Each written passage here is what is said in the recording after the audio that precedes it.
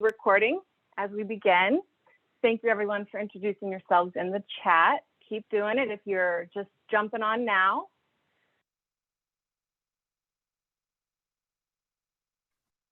And don't forget to fill out the first poll of the day.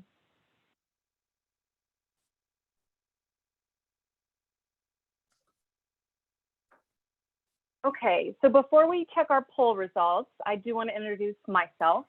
My name is Yara Wilman-Cole, and I have a couple of hats. I work at New Jersey Citizen Action, and I help convene the New Jersey Time to Care Coalition. The coalition and we work advocating for paid leave and expanded access to paid leave so that all workers can really afford to take time off when they need to care for their own health or for their loved one's health, for those special moments in life, right? And we're going to get into what that really means and what that looks like. So we do work around increasing awareness of paid family leave as well as the advocacy piece. And we're going to get into what that looks like and the coalition's role and your all's role here today. So just a little bit of logistics. I want to let you know I have Lauren Green with me from New Jersey Citizen Action. She's helping run slides and other logistics. And we are in a meeting format, which is new for us with such a large group, but we wanted to keep it that way so that we could kind of start to get to know each other a little bit. Because ideally, we're going to be meeting, hopefully someday soon in person. So we're a little bit rusty with this whole meeting thing, so apologies for that.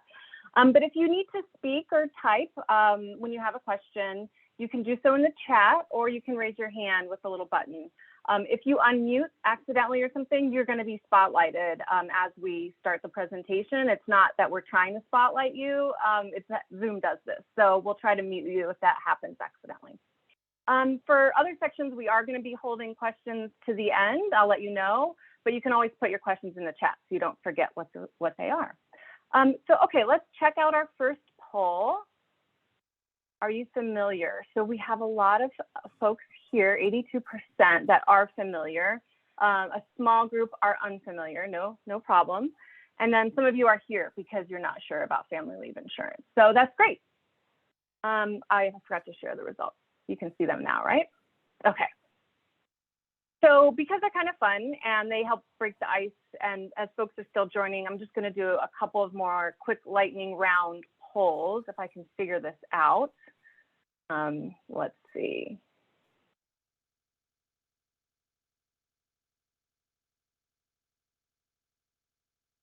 Okay. This is a question about your preferred streaming option. So just for fun, what do you prefer? And you only have 3 options. I know there's a lot more options out there, but we wanted to keep it simple for you. So what do you prefer? Netflix, HBO, or whatever you see on your phone?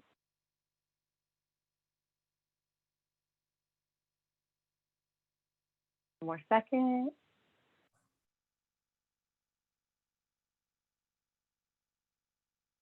Okay. So we have Netflix. All right. And then a close tie for HBO, and then whatever catches your eye on your phone first. So that's kind of fun. I have one more for this quick polling lightning round that we're doing, if I can figure it out. Let me see.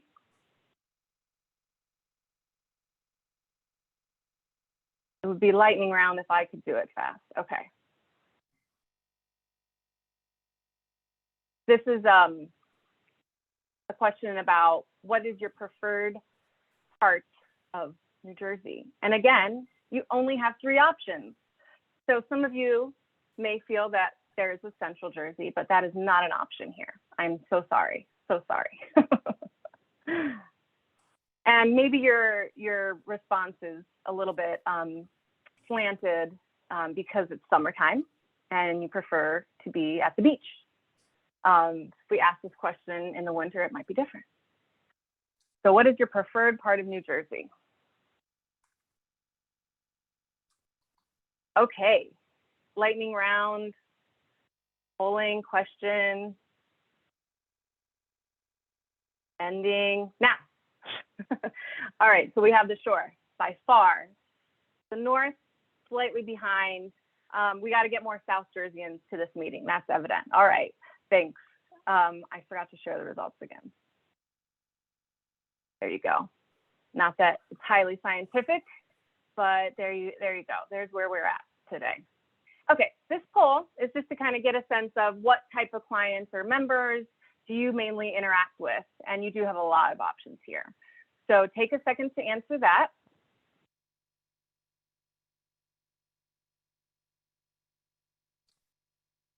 I'm sorry, I do believe you have to only pick one, or maybe you can pick more than one. Is that possible?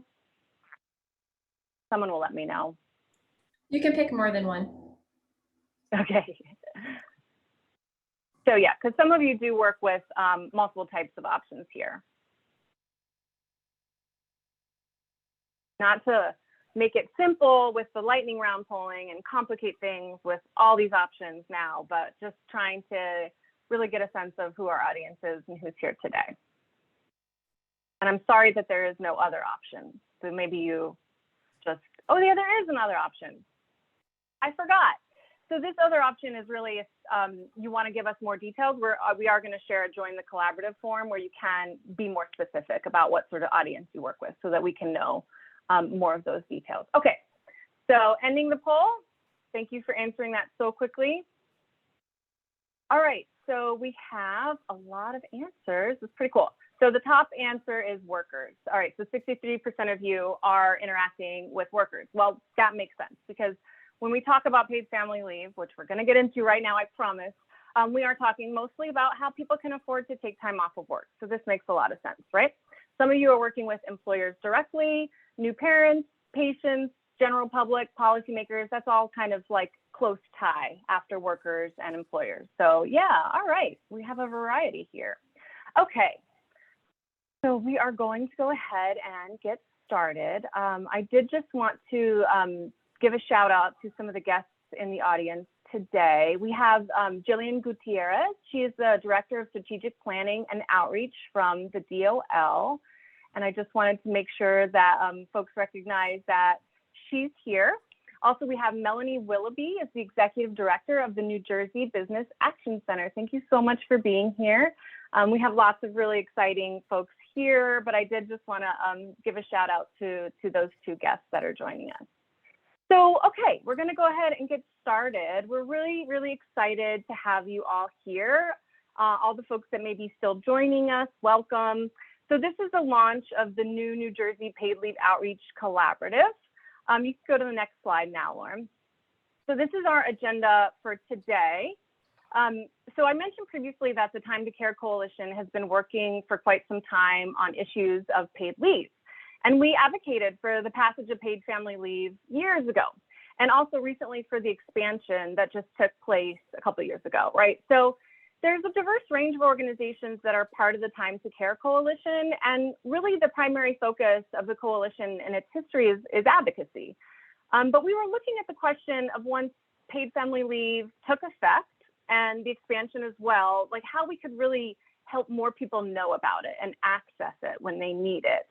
So this is something that we were looking at even prior to the pandemic, the question of how we can spread the word about the program.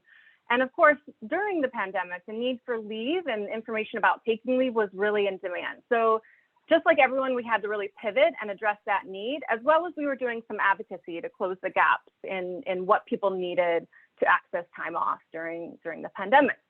So anyways, you know, a year later, right, we finally had the space to look at opening up this conversation about how to increase access and awareness of paid family leave to a wider audience, to you, to a set of organizations that aren't just at the Time to Care Coalition table.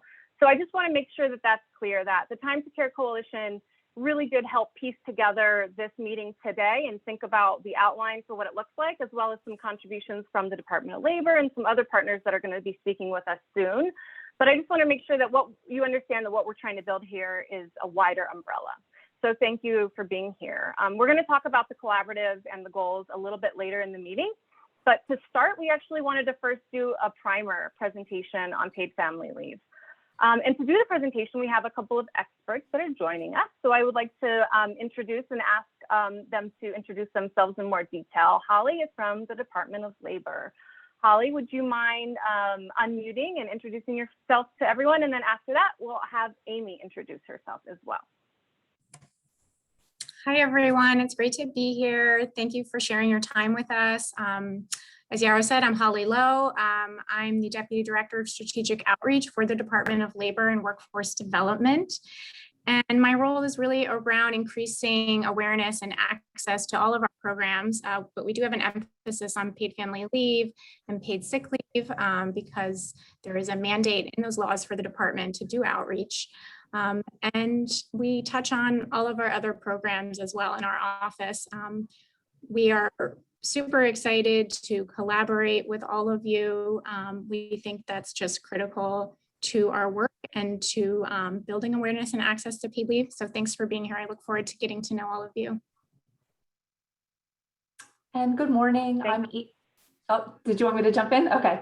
Good morning, everyone. Amy Vasquez. I am the Director of Legal Content for the Employers Association of New Jersey. I'm very happy to be here. I'm very happy to see so many familiar names here on the line. A lot of EANJ members are here, and you know, our role at EANJ is to help employers with their compliance-related issues, and a lot of that ends up surrounding leaves of absence and how they can implement leave. So I'm happy to be here and to see so many of you today. All right, let's get started. Thank you so much.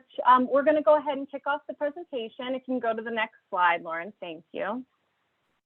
So this is just our, again, primer presentation. We say primer because we do a variety of presentations at the Time to Care Coalition, at NJEA, at the Department of Labor, where we really dig in deeper. But this is just sort of our best quick summary of paid family leave. Go ahead, next slide.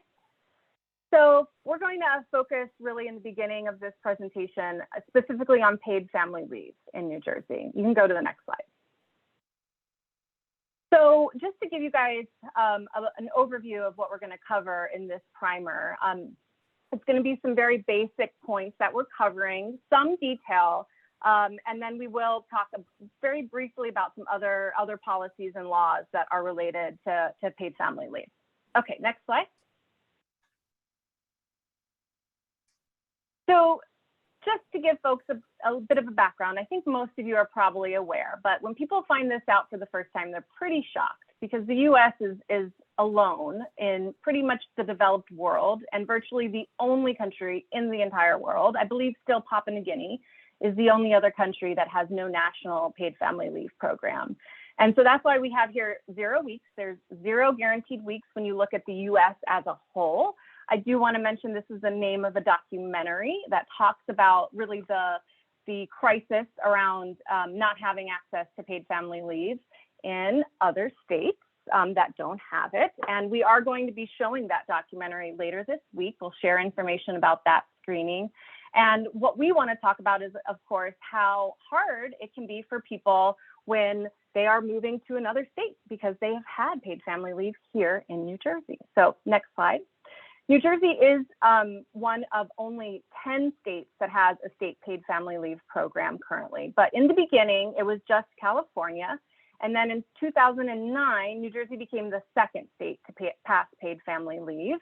And it actually was passed in 2008 and then went into effect in 2009. So we have had the program for a number of years. And then since then, we've seen other states also pass paid family leave program for a total, I believe, of 10, maybe 11, if my count is wrong. But it was expanded here in 2019, as well as 2020, the benefits and the time available expanded, which we're going to talk about in just a second. So the program in New Jersey for paid family leave is called New Jersey Family Leave Insurance, or FLI for short.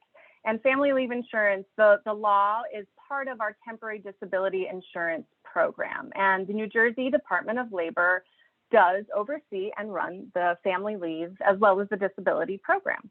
So that's to give you some context for family leave.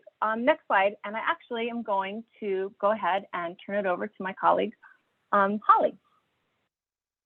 Thanks, Yarrow. So I'm going to talk a little bit about the value of paid leave. I'm happy to share a little bit of my knowledge and thoughts here, but certainly so many of you on today have tons of knowledge on this topic. I'm looking forward to hearing from you. Feel free to drop in the chat anything you want to share in addition to what I say. But really just a few highlights here. We know that paid family leave advances health equity. And what is health equity? It's the idea that everyone, no matter your race, income, or zip code, has a fair and just opportunity to be as healthy as possible. We know that paid family leave can improve child and maternal health. All of you, I'm sure, are aware that maternal and infant mortality is a huge problem in America. And speaking of equity, again, I'm sure you know that in New Jersey, we have a very high racial disparity when it comes to maternal and infant mortality. Black mothers and babies have a higher mortality rate regardless of income level. But when I speak about this, I like to note that these are, these statistics aren't just numbers, right? These are individual women, babies, and families who are suffering. And this is tragic and preventable. And we know that paid family leave is the piece of the puzzle to solving this. When mothers have paid time off, they can more easily access physical and mental health appointments for themselves, appointments for their babies. They can establish breastfeeding, which we know has great health outcomes for mothers and babies. And they really just have that time to care for themselves and their babies. We also know that when fathers have paid family leave, they can, and parents, they can help care for the new parent and baby as well. Paid family leave helps strengthen families' economic well-being. We know that if mothers and fathers are forced to take unpaid family leave because they have no other choice, it really can set them back financially. And there are longer-term benefits too. Access to paid family leave increases women's participation in the labor force, which means they can see more earnings over their lifetime, making their families more secure. All caregivers, whether they're mothers, fathers, parents, or a child caring for a parent, want to be there for their families when they're needed. So paid family leave can really help address inequities in the workplace and in earnings because people don't have to choose between a paycheck and caring for their loved one. And I had mentioned increased participation in the labor force. With paid family leave, women are less likely to face what's known as the mommy penalty, the fact that we have a gender pay gap, but also a mommy pay gap. And when men or the non-birthing parent can take paid family leave, they're more likely to share child-rearing responsibilities throughout a child's life, resulting in more equity at home. And in the workplace, it can really help create that culture shift that we need, right? That it's accepted that both working parents need that work-family balance.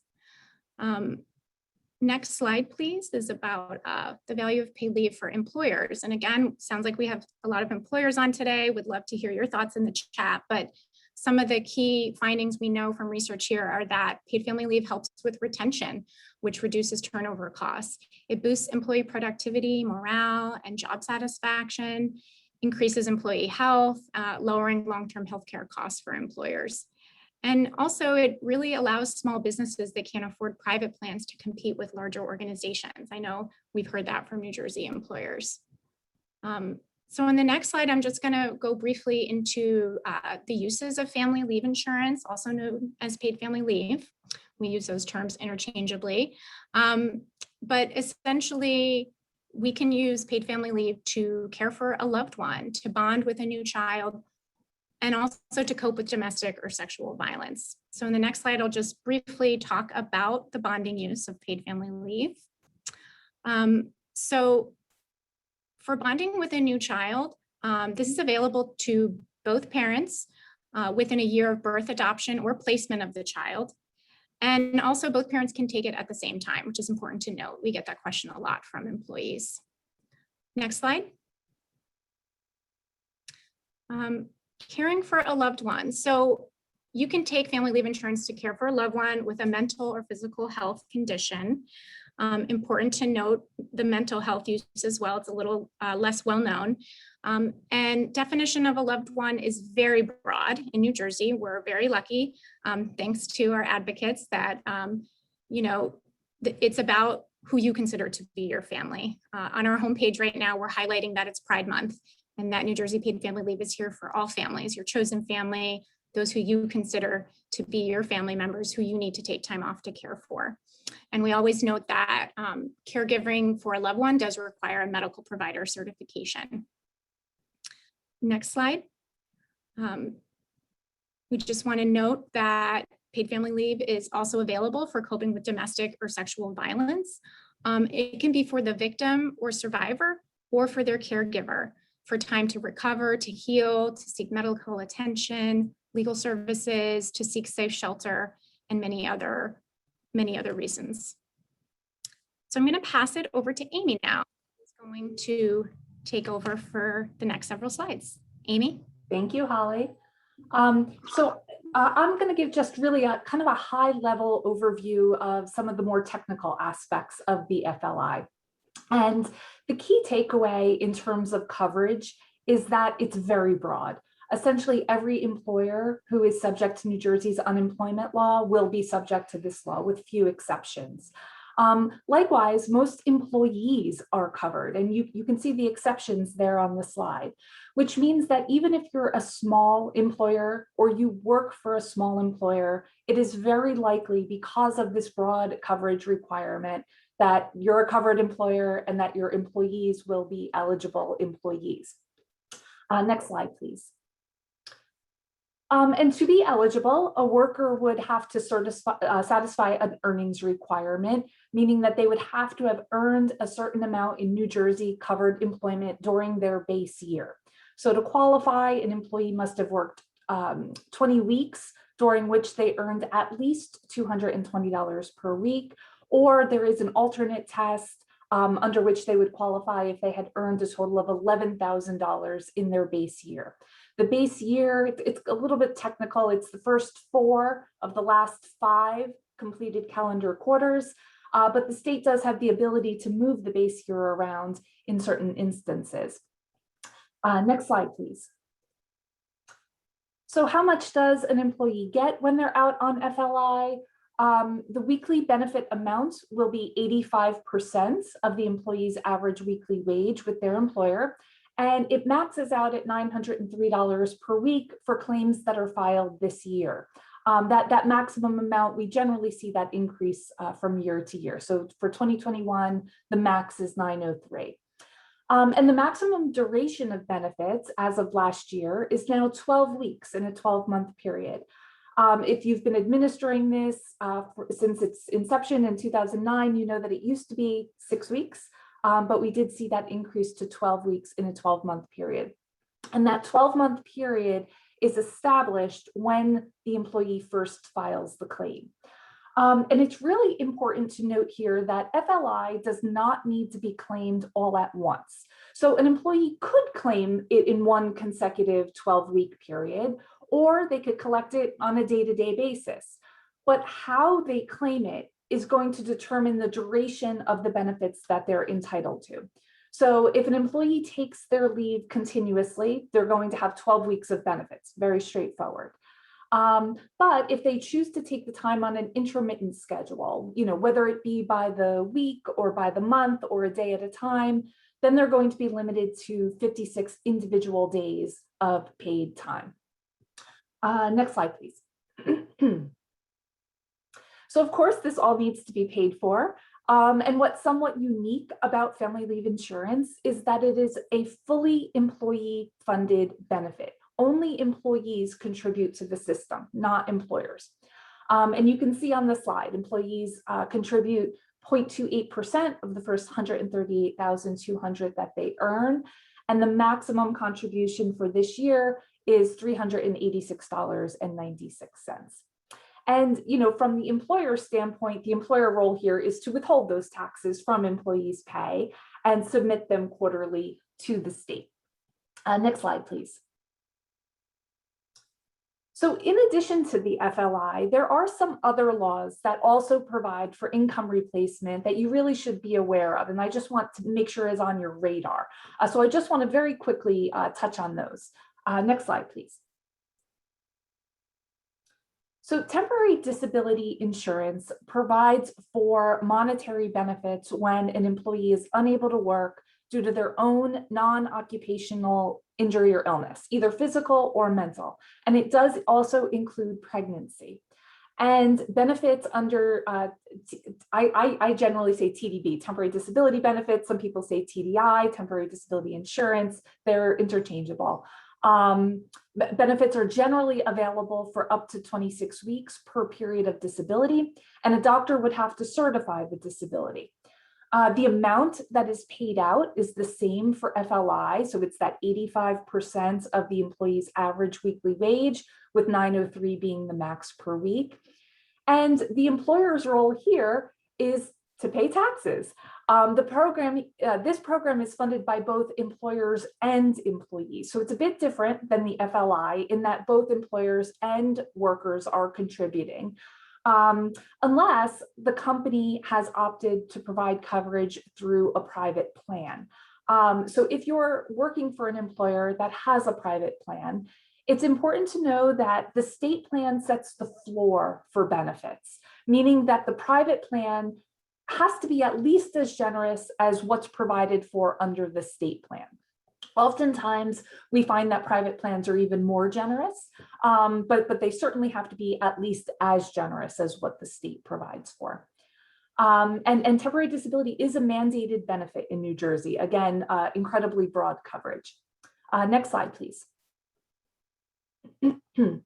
Now, temporary disability and family leave insurance are not leave laws. However, both of these laws include expansive anti-retaliation provisions and prohibit an employer from discharging, harassing, or otherwise interfering with the terms and conditions of employment on the basis that the employee requested or took a leave and applied for these benefits.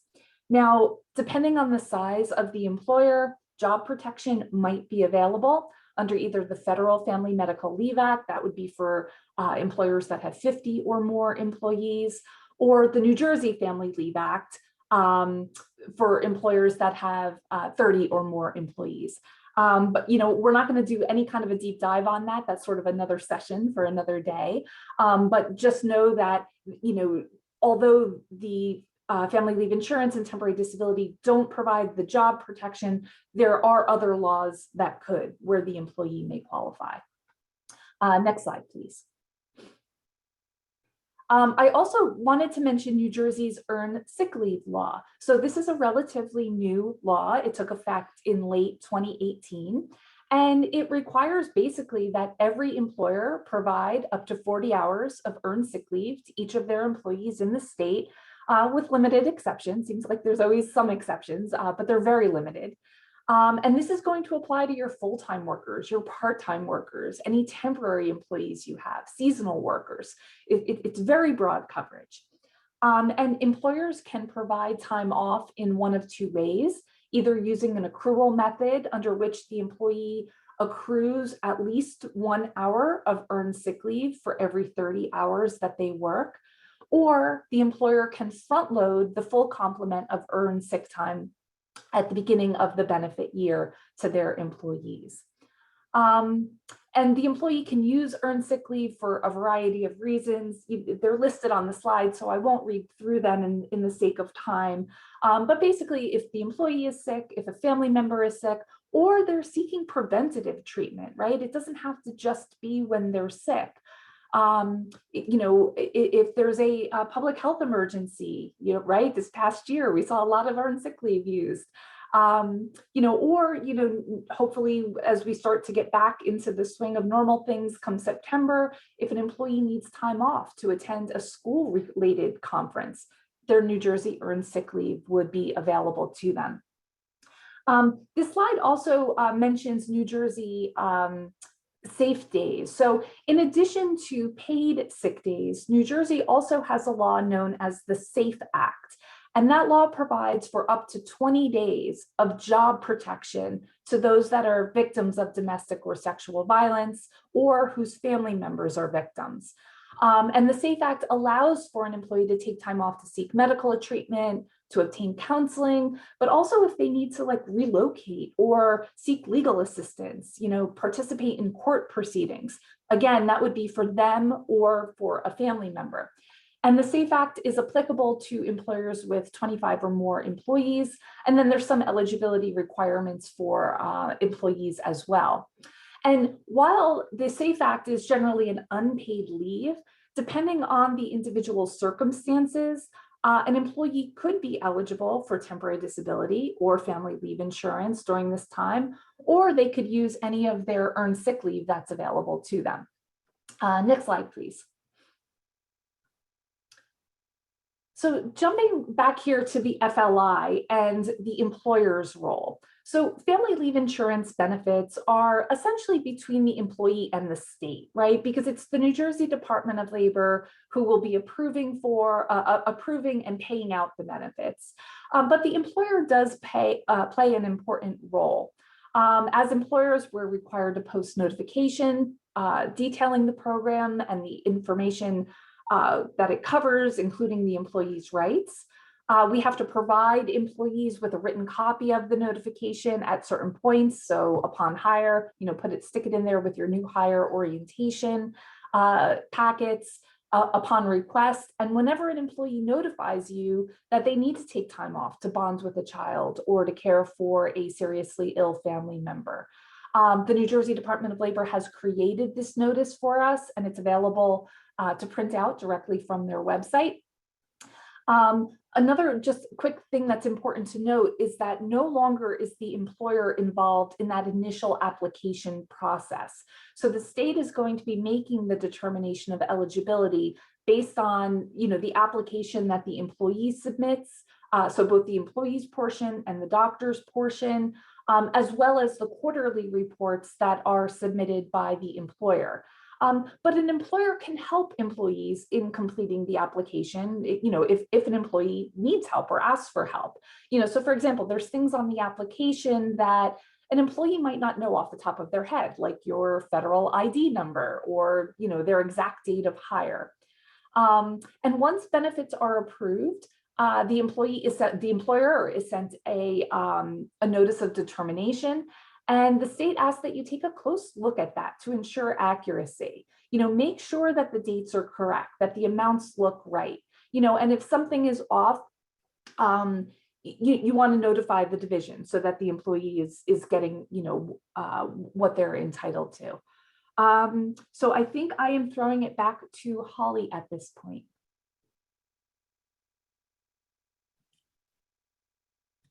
Thanks, Amy. Next slide, please. So just a quick overview of the steps to take should you or an employee be applying for family leave insurance.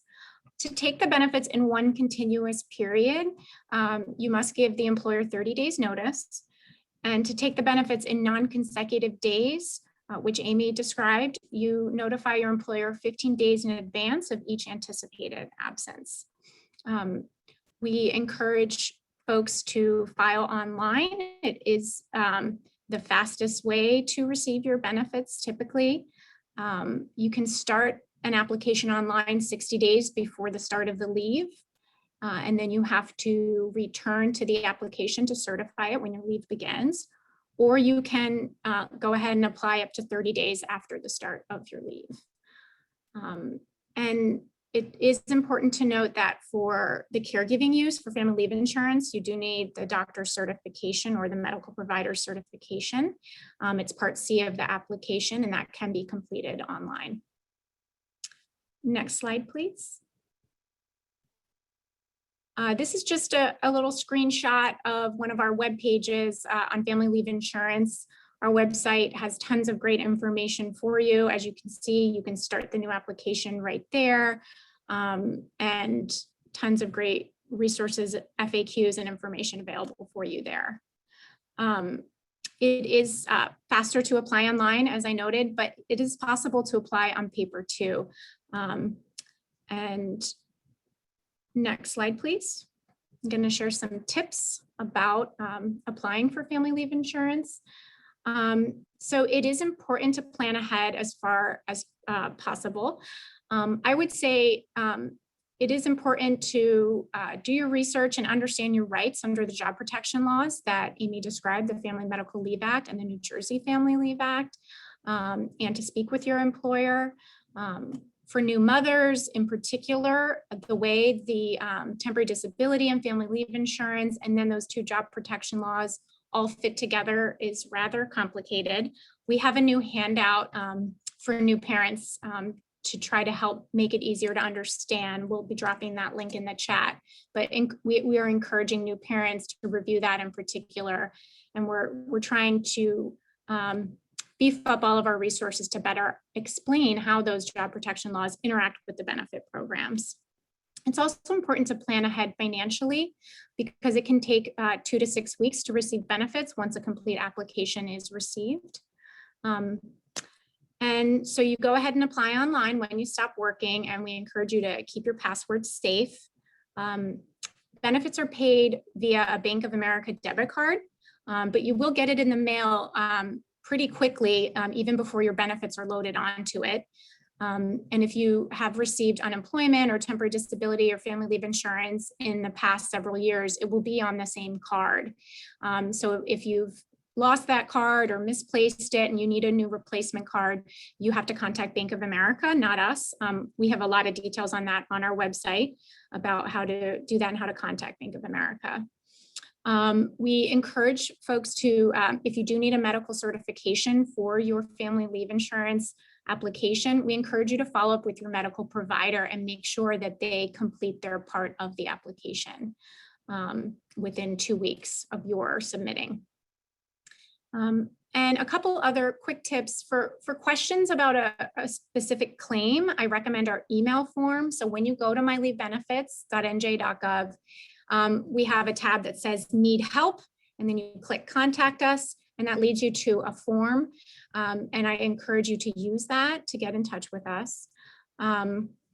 And I did also want to mention that we have information on our website about family leave during unemployment. That program has really seen an increase in applicants. There's a need for it. And we have specific information on that program as well. Also disability during unemployment. We have a new page on that. So I think I am passing it back for now. Yes, thank you, Holly. That was great. Thanks so much. Yeah. Thank you, Amy. That was an amazing summary. I know that seemed like a lot of details, but there are so many more details. We could take such a deeper dive, and we will continue to really unpack not only paid family leave, but also temporary disability, as well as job protection in future meetings. And we can always work with you to actually tailor a presentation for a specific audience. So I did just want to mention that, you know, when you go to actually completing the Join the Collaborative form so that we can have you officially as part of the collaborative, there is an option there that you can let us know that you're interested in setting up a specific tailored presentation. You can go to the next slide. What I'm going to actually do as we kind of end this portion of the meeting is I'm going to launch another poll. So have you used New Jersey family leave insurance? Not have you helped someone else, you know, receive the benefit, administer the benefit, but have you used it? Because we all come with different hats, right? And for me personally, I have 2 kids under 5. Luckily, they were born when family leave insurance was in existence, and it really helped me and my husband be able to afford to take time off to bond with them. So that's my participation in the poll. You get a little more detail as you answer this. And as folks are answering this poll, I just want to let you know that these are a couple of the links. There is an employer kit that is on the New Jersey Department of Labor's website with a lot of information. They have a presentation specifically for employers there. There's more details about job protection and a whole lot more, of course. But I wanted to share those links. And then also the Facebook group. This is really for individuals that are just looking for some maybe quick questions, not anything specific to your claim. Of course, you do have to contact the Department of Labor if you have to deal with some specific issues for your own claim and applying and troubleshooting. But if you just have general questions, you want to look at some other questions and support that people have gotten, you can check out that Facebook group. Okay, so ending the poll. We have not yet, which means you never know because you may need it in the future, right? because it isn't just for bonding with a new child, which is the primary way in which most people do use family leave insurance. 18% of respondents here have used it for that reason. But yeah, don't forget, it's to care for a loved one. And that's a really underutilized piece of this that we will dig into in more detail at another meeting. So we're going to go ahead and answer some questions. You can go to the next slide. So in the chat, we had some people post some questions. I'm going to read them out and see who can answer them. Let's see. The question from Amy was, if someone is a victim of domestic violence, do they have to disclose that they are a victim to an employer or to take safe days? You want to take that, Holly or Amy, please? So the employee would need to disclose it so that the employer can properly administer the SAFE Act. But employees should know that that information is to be kept completely confidential. So, they can go to their HR department, indicate what's necessary, just like if you needed a leave of absence for a disability related reason, right? That burden is on the employer to keep that information confidential. And I did just put in the chat the link to the specific place on the Department of Labor's website that pertains to claims related to domestic or sexual violence. Okay, the next question is, what is the name of the form for FLI and TDI that should be supplied to new hires? I think this is your portion, Amy. Yes, so I was pulling that up because I saw that in there. So I think that, well, first of all, the New Jersey Department of Labor has a great newly revamped, it looks like, poster page where employers can find all of the required posters that Labor and Workforce Development requires. So it's really easy to navigate to on their site. So I'll post the link in the chat as well. But I believe the form is the PR2 is the number, if I'm not mistaken. Maybe Holly can correct me on that, but I think that's the FLI poster.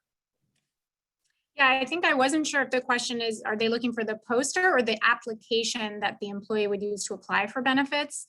If it was the latter, I know that the family leave application is called the FL1. But if you just go to the website, to our homepage, I just put the link in the chat.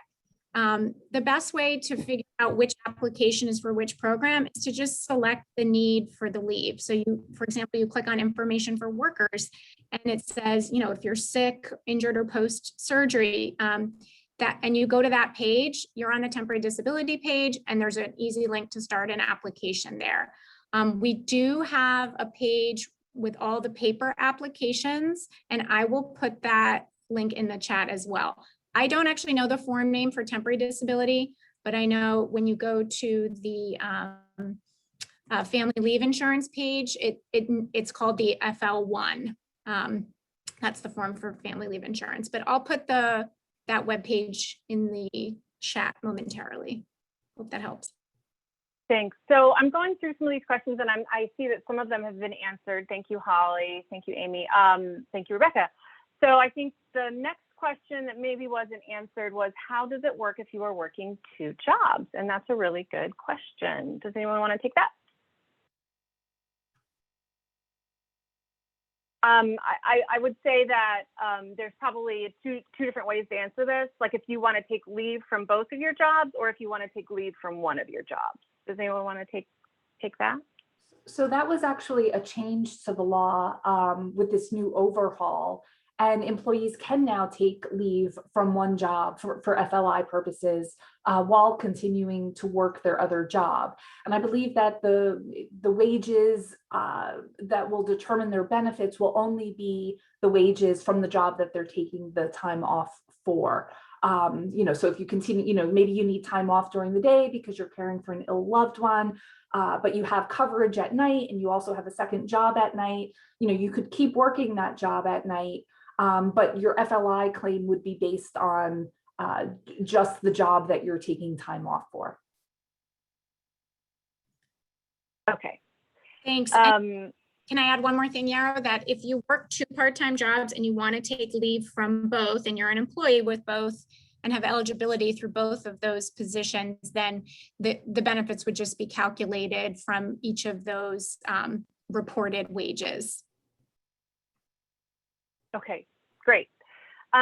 Sheila has a great question. If your loved one that you need to take care for lives out of state, or I'll add out of the country, but you're employed in New Jersey, is that covered under FMLA? And also, I guess, just to add to that, can you still use benefits as well? Paid family leave, right? FMLA, just to remind everyone, is the job protection law. Does anyone want to try to take that? That would be a big yes to both. So it doesn't matter where the family member is located, or where, if you as the employee are ill and you're seeking time off under family leave and going to be collecting temporary disability benefits, you might want to go back to your home country to receive that medical treatment. That's fine. What's key is that you're a covered employee here in New Jersey, and then you can go anywhere to receive treatment or care for an ill loved one. Great, thanks, Amy. And I think this is our last question, but I will see if anyone else wants to add anything on the actual Zoom, raising your hand or unmuting, that's okay too. But I have, when applying for FLI, can you designate the start and end dates that you're applying for? I guess at the beginning of applying.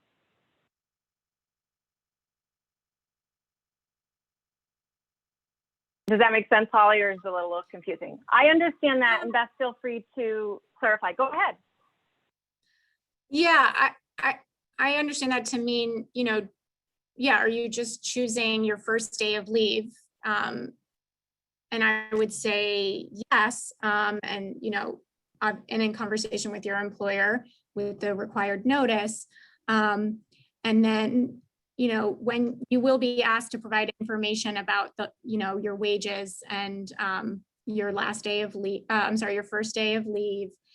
And I think essentially when you return to work, you are saying that that is your last day of leave, and then your leave will end at that point. Keeping in mind that if you don't take it all in one continuous 12-week period, that you're then taking intermittent leave and eligible for 8 weeks per year.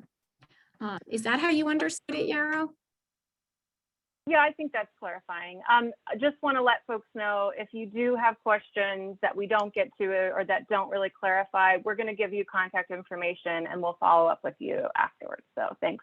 Just a couple of quick ones. I see this question asked about taking leave if you're an independent contractor. So independent contractors aren't eligible because you're essentially not considered, in a covered employment. You're not actually an employee, right? And so you would be taking the paid leave through your other job. That is, I assume, an employed position, right? And then Leslie asked, what's the best place to contact if you applied to temporary disability and have not received it? I'm not sure past the accepted time, if that just means there's been a delay.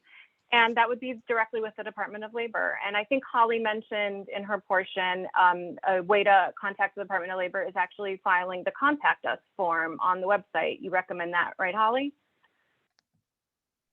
Yes, and I was just going to put our phone number in the chat as well. With that. And yeah, the hours. And just a tip, if you're having trouble getting through, don't give up. Sometimes trying at the beginning of the day or the end of the day can help you get through. And then again, using the contact form as well. So yeah, thank you. I think we're going to close it out unless there's any other final questions. Please, I don't know if I can see if someone raises their hand. I don't want to miss anybody virtually raising their hand. Okay, great. Thank you, everyone. We can go to the next slide. We're going to move on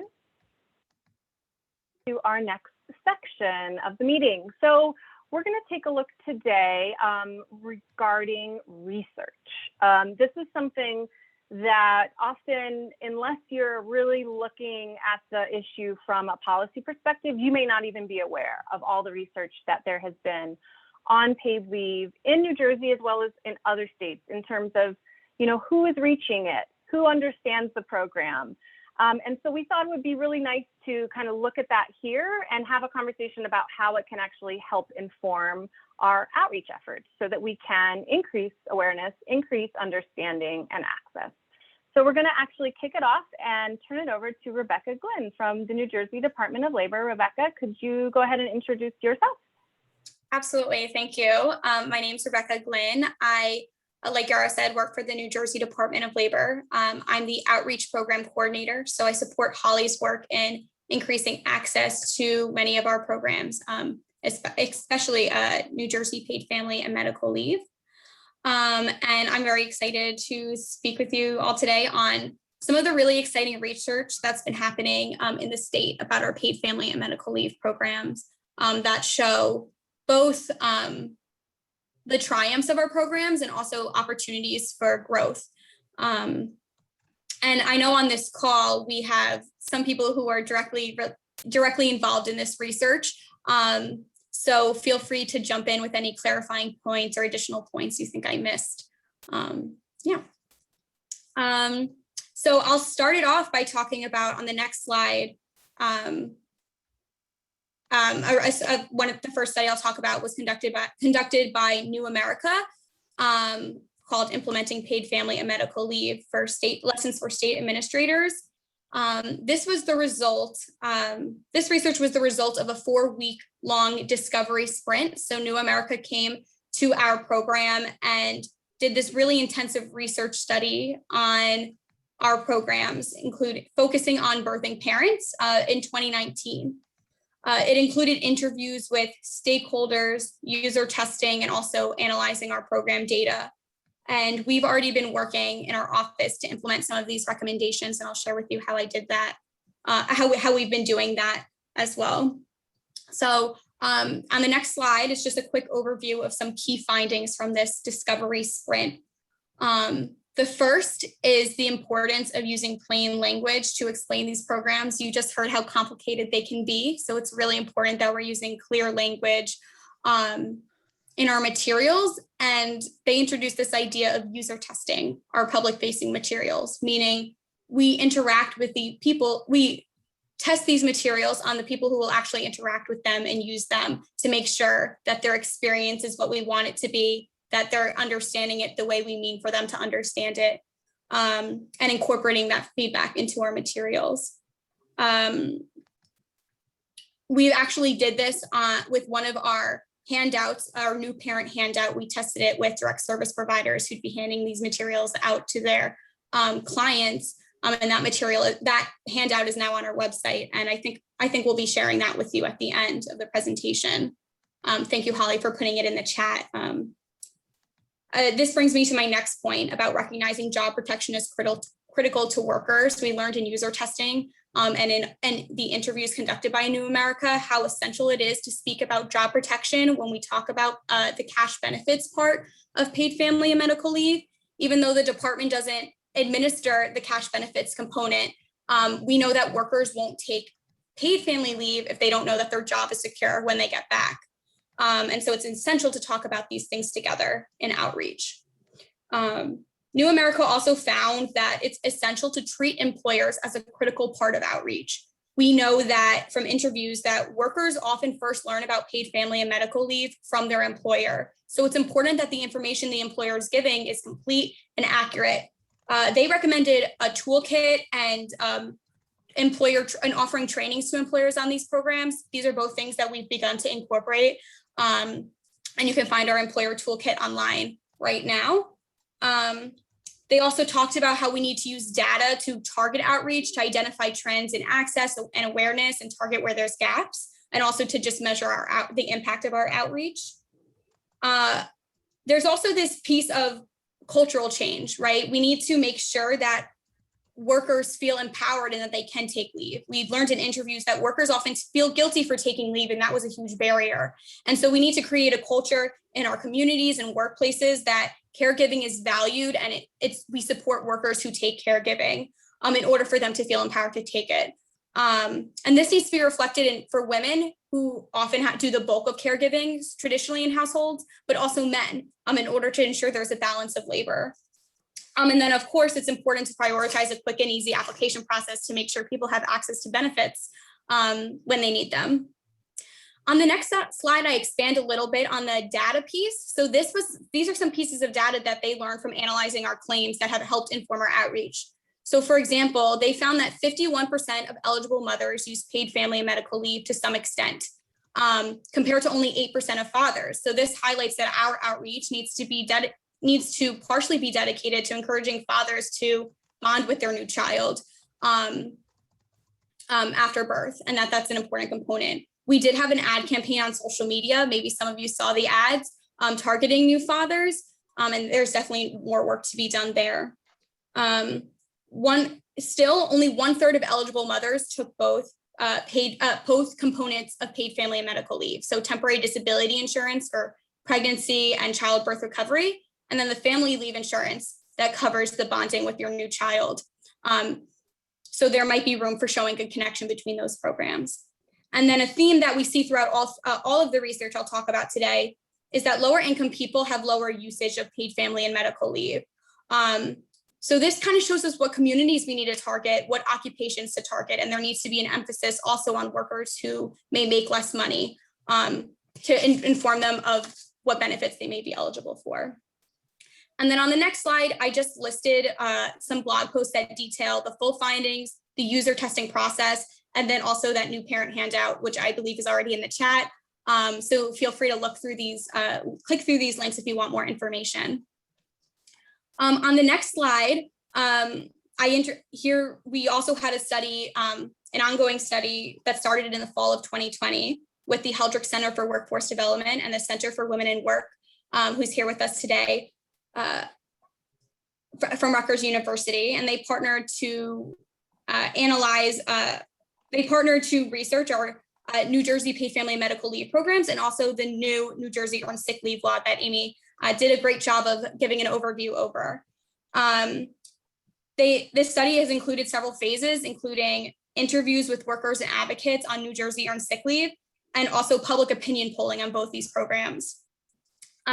The next slide, I go into a little bit of detail, in the interviews. The interviews cover New Jersey earned sick leave, so a little beyond what we're talking about today. But there was one major implication for outreach in this that was revealed in this study.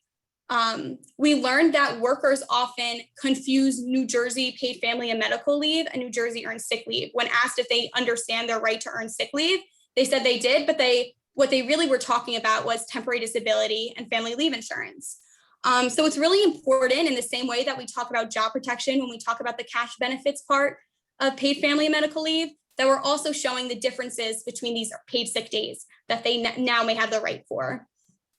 On the next slide, I go a little bit into detail about the results of the opinion polling done through the Eagleton Center, another center at Rutgers, that was really telling about awareness of these programs. So we learned that over half heard about New Jersey earned sick leave and family leave insurance.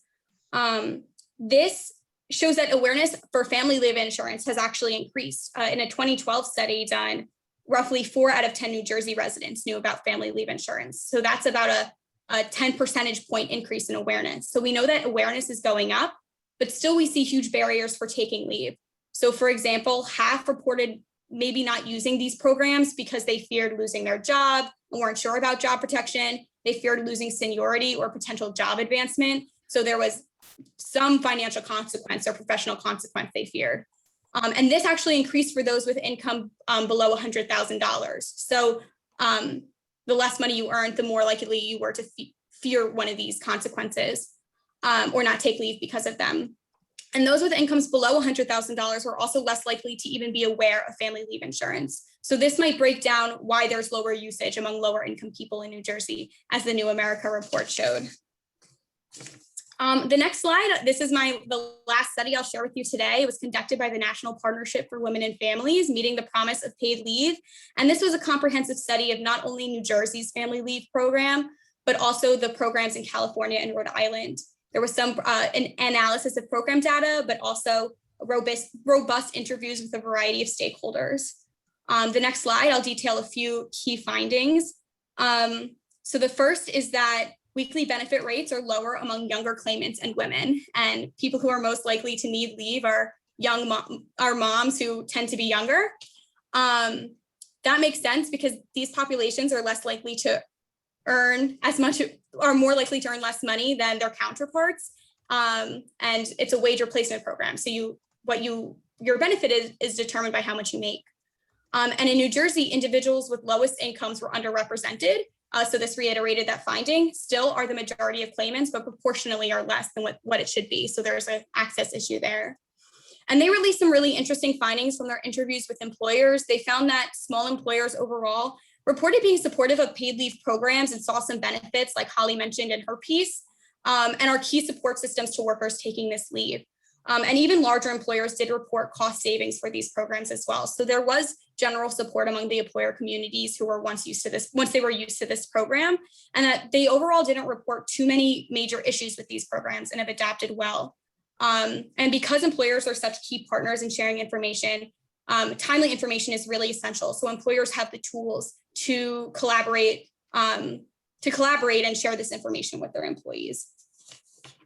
And yeah, the next slide, you can, again, here's a link to this study. It also includes some smaller briefs. There's a long study and some smaller briefs geared towards employers, healthcare workers, et cetera. And so you can look there if you're interested. And that's what I have to share with you today. That was great, Rebecca. Thank you so much. And thanks everybody for putting on your academic hat to have some lessons from the research shared with you. But we're actually going to have a quick conversation. I'm going to invite Deb from the Center for Women in Work to come on and introduce herself. And if anyone is here with you from your team, please have them introduce themselves. I know that some of the research that Rebecca shared is new, but it may have actually collected more data from before the expansion. And I know that, Deb, you guys are doing some research in terms of understanding and awareness currently. And so maybe you could share with us some just brief takeaways about that. And then also just in general, what you see as the value of this information of research and data and helping us think about how to address these gaps in awareness and access. And I just want to quickly say that it is 11.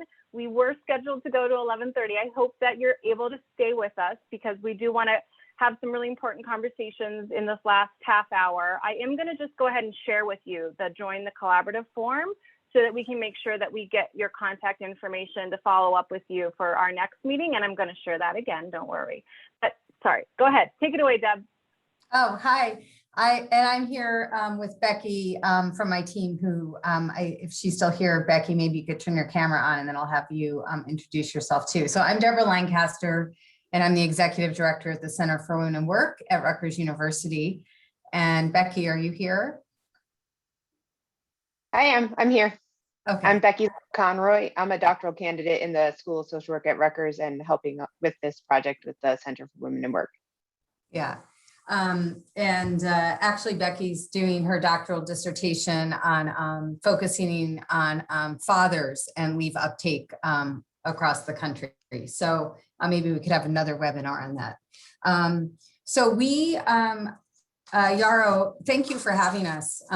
We're really excited about this collaborative and definitely think the timing is right. And it's interesting how things work because I think around December, the Robert Wood Johnson Foundation approached the Center for Women in Work because they're really interested in New Jersey's policy for all the reasons that my colleagues have highlighted that have been talking so far, which is New Jersey's been a leader in establishing a paid family leave program, and the expansion of that program, adding those 12 weeks and the additional wage replacement up to 85% are anticipated to really be beneficial to New Jersey residents and encouraging them to take the leave.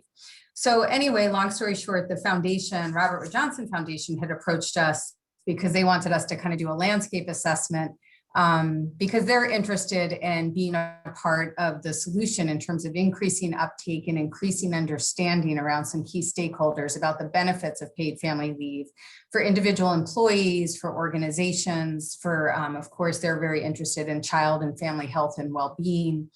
And so they wanted us to kind of just check in and what's going on with the implementation. So we've talked with, I think, a number of you that are on the call today, but we've been talking with employers and funders and workers and advocacy organizations, just trying to understand where folks are at.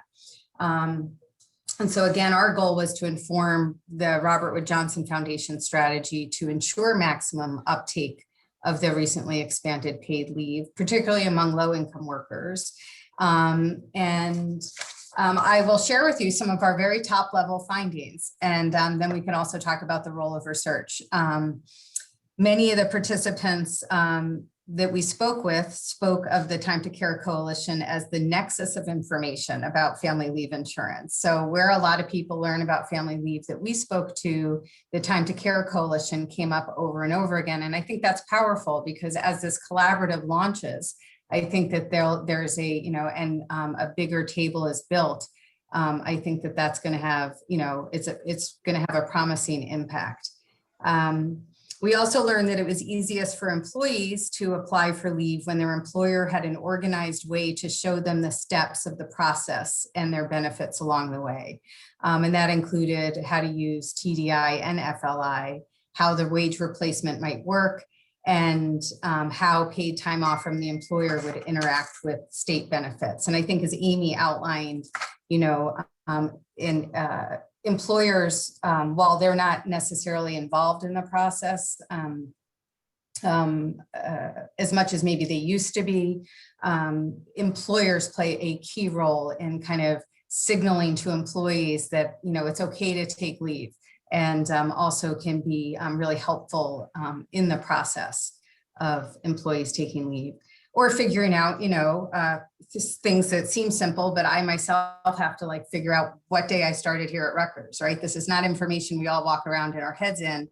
And when you're stressed, let's say you have a sick family member, you have many things going on, that type of information is really helpful from, if employers are helpful, that can really enable an employee to get through the leave application process smoothly. Just those little bits of information.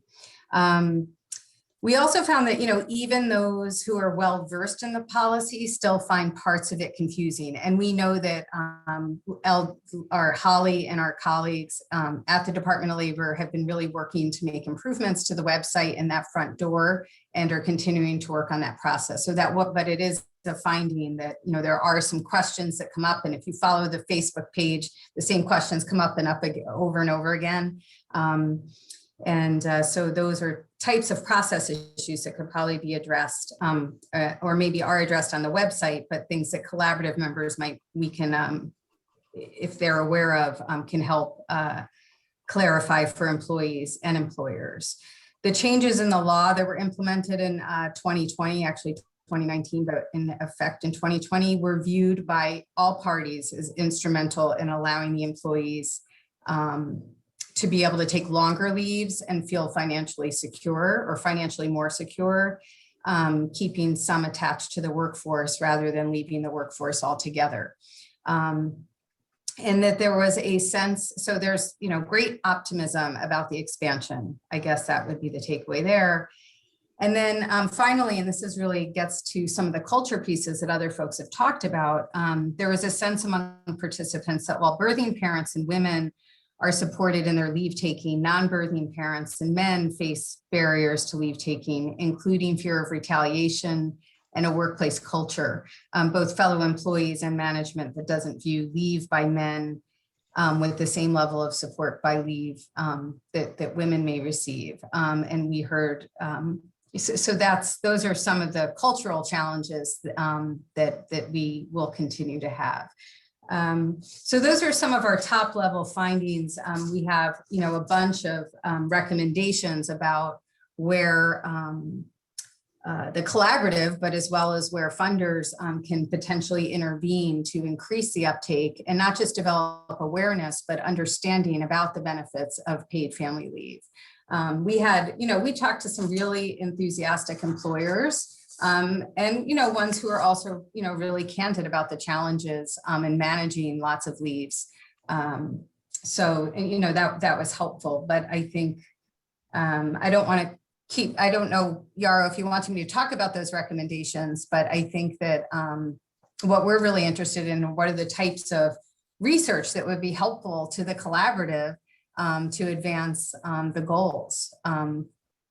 And Becky, I don't know if you had anything that I left out that's important for kind of our high level findings. Nope, I think you covered it.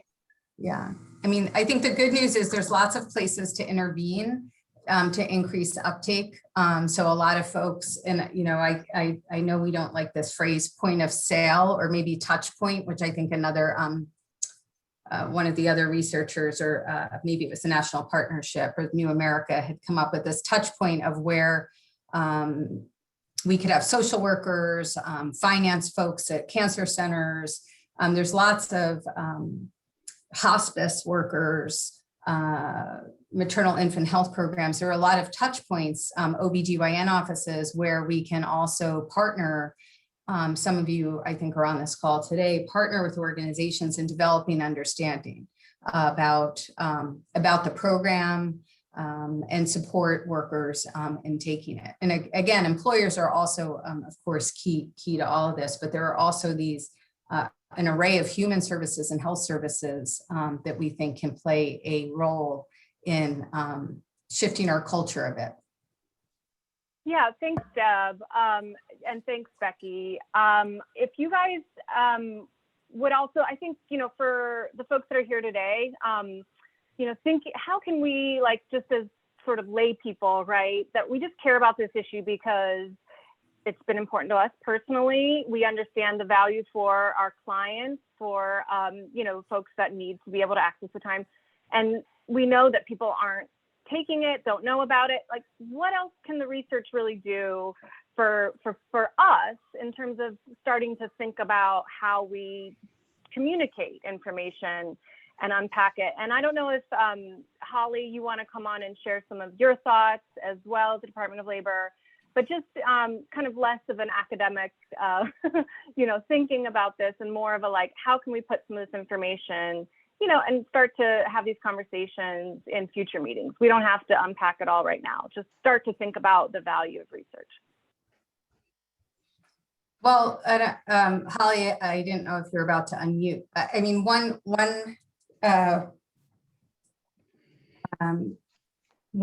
we have, you know, and I don't think we have this data available right now, but, you know, broadly, it would be good to have, you know, more data to go on. But we know that low wage workers, for example, aren't taking leave at the rates that we would expect. So we can use that information to make sure that we're not talking to employees who have generous benefit plans. So I think that as there's, you know, you can use the research or some of the points that Rebecca went over before that came out of the New America Foundation and what we heard from workers and employers in our most recent landscape assessment, which was using things in plain language. So if we take the research, right? So if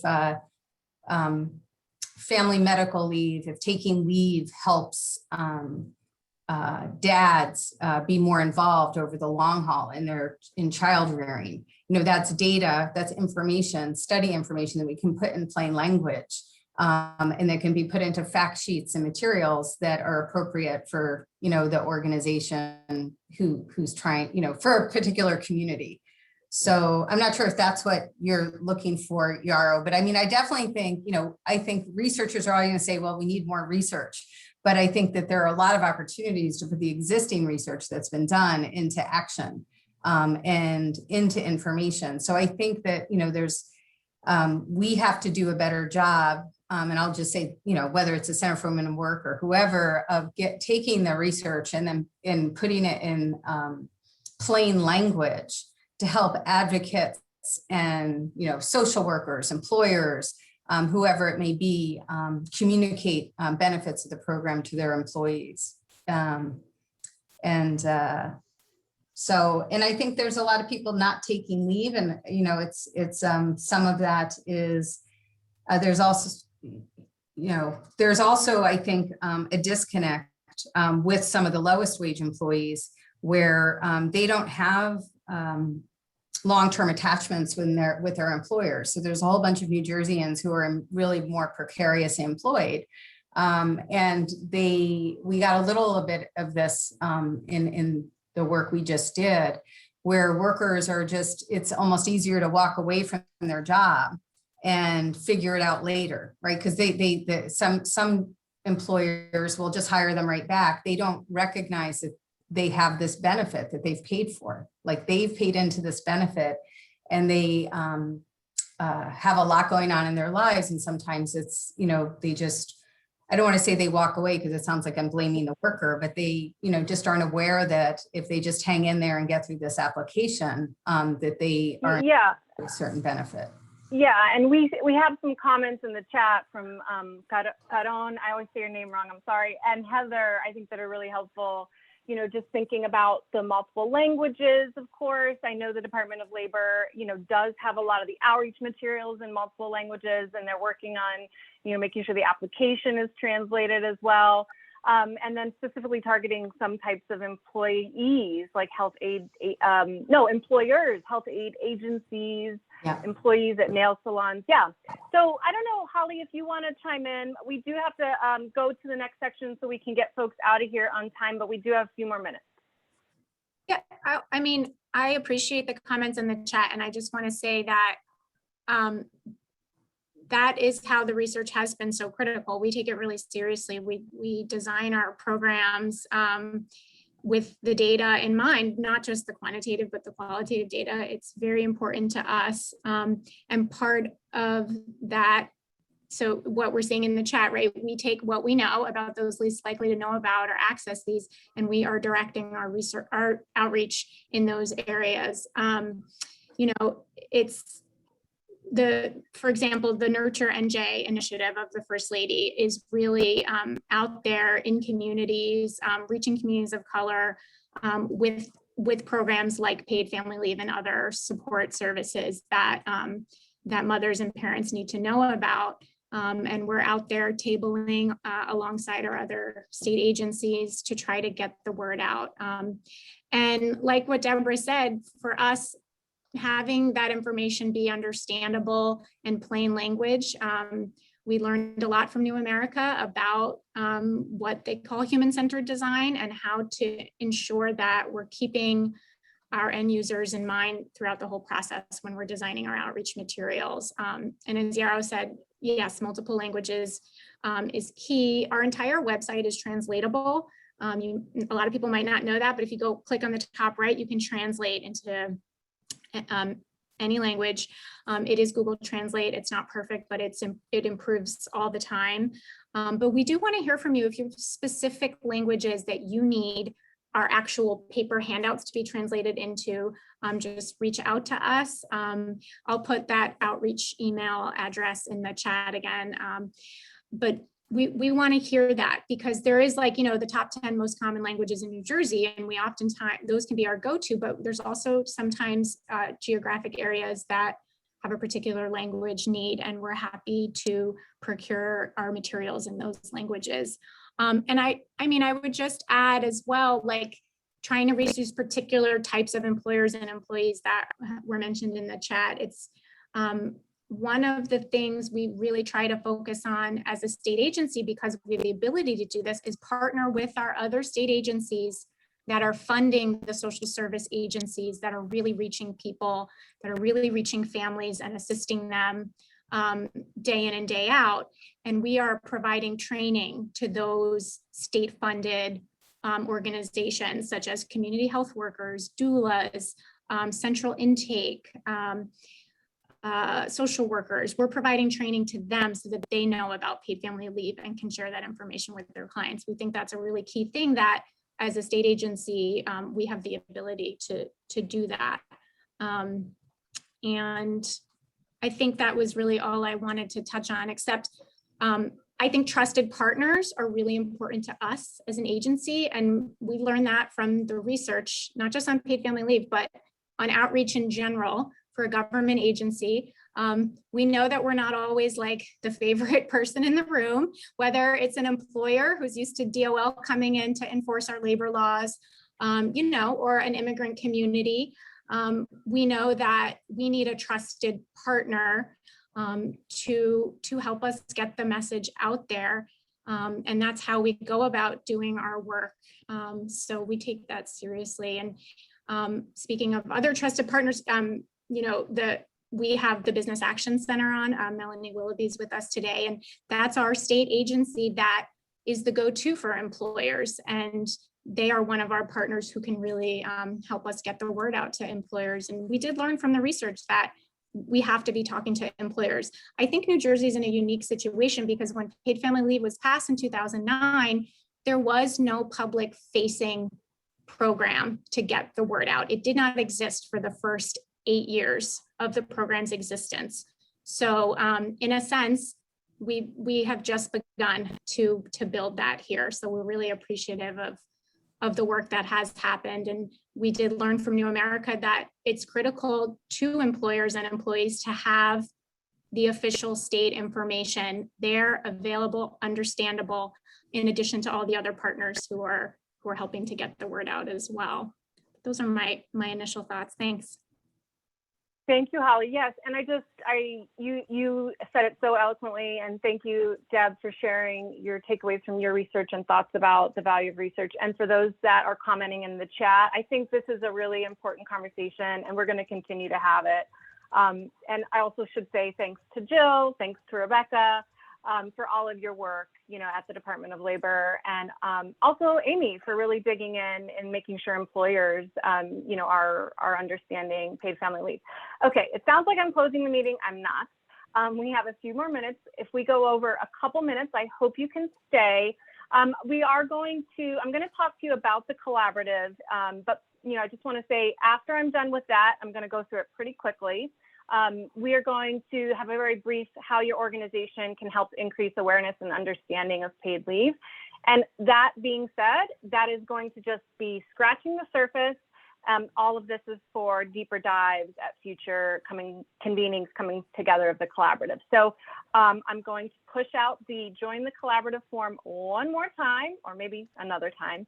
Please do make sure you fill this out, because that's how we're going to stay in touch and continue to unpack all these really important, robust conversations. So the goal and purpose of the New Jersey Paid Leave Collaborative, I think I've already sort of said this, but we understand that there's so many benefits and economic and health that are connected to the ability to take paid leave, right?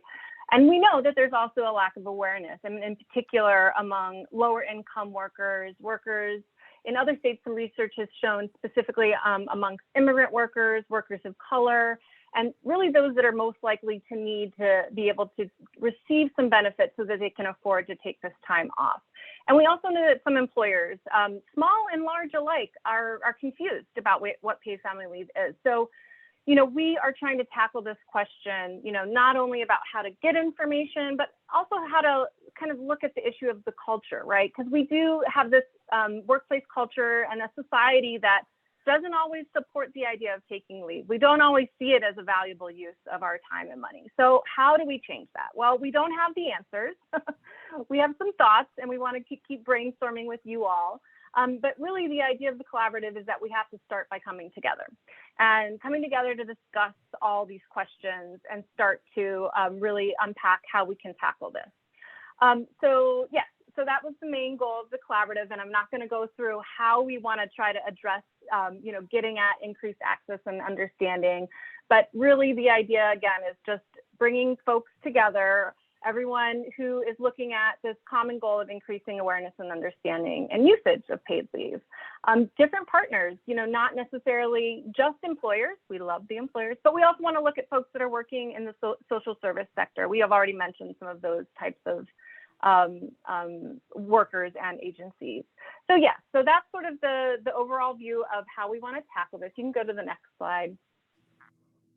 And yes, as I said, the idea is that all you have to do to join the collaborative is you care about this goal, you share this goal with us, and that we are going to establish a work group so that you can be part of some of the planning before the meeting process, help us think about meeting content, speakers, other things.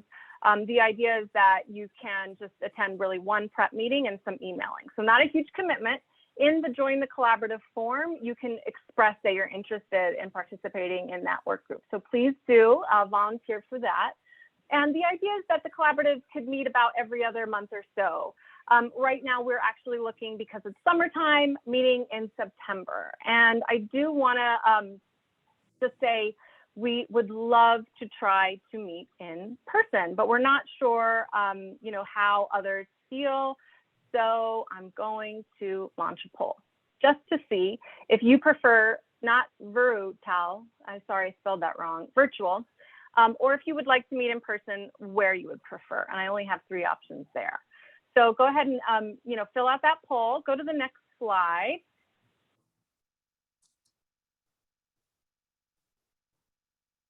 So this is the form that you would fill out as you're looking to join the collaborative. It's, again, you know, just giving you the option to join the work group, and also letting us know if you have interest in setting up a presentation that's tailored for you specifically. Okay, next slide. All right, as we finish this poll, let me see. We have virtual as the winner. So yeah, we may look to do it virtually in September. I think also one of the benefits is that we can cover folks, you know, who may be difficult for them to travel, say to Northern New Jersey, if you're in South Jersey, if you're in Trenton. We may also look at doing a meeting virtually and then a meeting in person, so that people can do potentially both, right? So, you know, we're gonna experiment a little bit. So thank you for weighing in with that. And as we close out, we just wanted to leave you with a few takeaways about thinking about how your organization can help increase awareness of paid family leave. So I'm gonna very quickly just share some kind of tips. And this is more for like an organization that is working with clients, working with the public, individual people. So one thing you want to do is think about just integrating the information into your process, how you see clients, when it can be something that you share, right? So on a regular basis that you're bringing it up. You may have clients that are not working. So maybe how do you figure out those clients that are employed and when to bring it up in a conversation? We had a little pilot that we did with a WIC office, and we discovered that it was really convenient to mention paid family leave with the lactation consultant, who was really trying to help the new mother figure out how to take that time to learn how to breastfeed with their new baby. And that role, that lactation consultant role, was really the great place for that question to be brought up. Like, are you working? How long are you taking leave off? We often think, oh, well, that's the employer's job, right? And yes, the employer is the place where a lot of people go to get this information, but it's so valuable that we need to think about how social service types of organizations can also integrate it. And then don't forget, get your staff trained. We will work on a tailored presentation with you and figure out how to do that. There's all sorts of materials. You can request materials be mailed to you, printed materials or online materials if that's primarily how you're communicating with clients. And you don't have to be an expert. Don't worry about getting all the details right. It's really just so valuable that you get some of this information to your clients, and that can really make a difference. So those are some quick tips. And I want to turn it over to Holly from the Department of Labor to just share brief how groups can partner with the DOL, or some other tips that you might have. Yeah, thanks, Yarrow. Well, I just want to say again, we really value your feedback. Please feel free to email us to share any thoughts. Pardon me. You can request print materials from us. We will mail them to you. You can let us know if there's particular languages you need. That could take us a little bit of time if we don't have it on hand. Or if we do give presentations, so you can learn about what we can offer. I just dropped our email in the chat there. We are actually giving presentations currently that are ready to go, focused on employers and HR staff. And we are giving those regularly in partnership with chambers of commerce, our workforce development partners and such. We're happy to present to groups of 15 or more. We generally ask for that. And we also speaking of research, we have a particular opportunity where we would like to hear from employers with less than 100 employees for some user outreach that we're doing. We'd love to hear about your experience with paid family leave in New Jersey to help inform our work. So if you're interested in that, please email at this address that I dropped into the chat, pfml.outreach@dol.nj.gov, and I will follow up with you with the details. It'll take less than an hour of your time and would be of immense help to our program. Thanks for considering that. Thank you to all of you for being on today. We look forward to collaborating with you. Great, thank you. And I want to also let Amy say a few words. Thank you. Sure, thanks. So, at Employers Association of New Jersey, EANJ, our goal is to help educate employers and help them make sense of all of this, because none of these laws exist in a vacuum, right? So we have laws that provide for job protection. We have laws that provide for monetary benefits. We find that larger employers are aware of these benefits a little bit more than the smaller employers, because they're having to deal with the FMLA and the NJFLA. And there's a lot of acronyms and they all become merged together. So we try to help our members, keep that straight. We do training. We help train managers and supervisors. We provide policies for employers so that you can implement them within your own workplaces. And if any of you belong to, business groups or trade associations, and you feel that the members there would benefit from having access to this information, reach out. And that is something that we can help out with. We find that especially with smaller employers, that employer buy-in is so essential in order for employees to tap into these benefits, because while it's wonderful for an employee to have an awareness and hey, I remember I might be eligible for some pay when I can't work, if they're working for a company who's unaware, they might be denied the time off, and then they end up in this no-win situation. So our goal is to help good employers be better. We do this through training and outreach. Again, and I encourage you to reach out. That's on the screen is a snapshot of our homepage, which is eanj.org. And for the employers on the line, we try to help you make sense of all of this. Thank you, Amy. Yes, that's great. I'm sorry we're going over a few minutes. I just want to also mention that Melanie from the Business Action Center did share their website. Melanie, I don't know if you want to say anything, share anything, but there is a lot of critical resources to employers about all state programs and laws as well. Thank you, Melanie. Well, thank you. And then, yes, go ahead. No, I just wanted to say that the Business Action Center is available to assist employers with answering their questions and providing them with resources. And so that's how we got involved with the Department of Labor very actively, because we get so many questions from employers about their responsibilities for earned sick leave, as well as paid family leave and temporary disability and federal leave, and how they all interact. And so it's confusing, but we try to help to resolve what those issues are and point them in the right direction.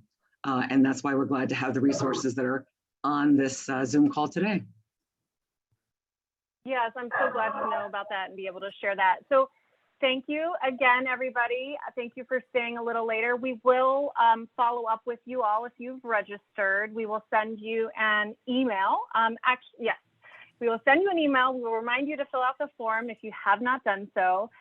We will also give you a lot of these links and information, as well as the slides. And please put on the calendar September 22nd. Looks like the poll said virtually, but we'll continue to look at doing something in person, hopefully in the near future. Thank you, everyone, for spending the time with us this morning, and we'll be in touch. Have a great day.